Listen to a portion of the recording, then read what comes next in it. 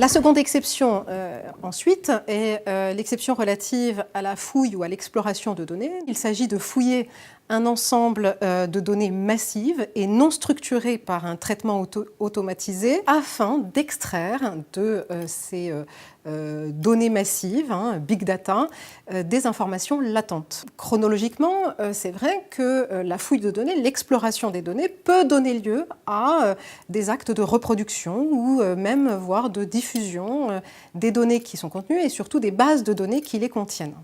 Et dès lors, il peut y avoir extraction d'une base de données, d'un certain nombre de données, et qui peut donner lieu donc à un acte de contrefaçon si la base de données est elle-même protégée par un droit sui generis relatif aux bases de données. Pourtant, la fouille est de l'essence même du métier du chercheur aujourd'hui, compte tenu du contexte de l'évolution de la recherche scientifique.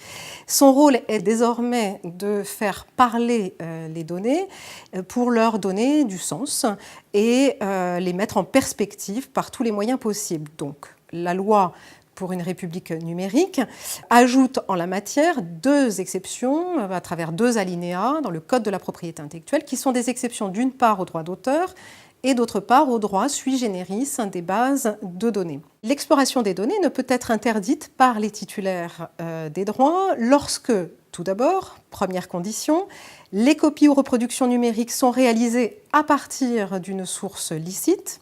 Deuxième condition, en vue de l'exploration de textes ou de données incluses ou associées à des écrits scientifiques pour les besoins de la recherche publique, condition qui risque d'être difficile à remplir.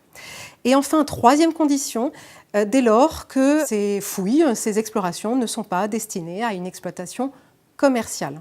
La finalité de l'exception consiste précisément à encourager la recherche publique essentiellement, puisque cette fouille n'est pas destinée à un usage commercial. En revanche, la nature des données est totalement indifférente, simplement leur source doit être licite.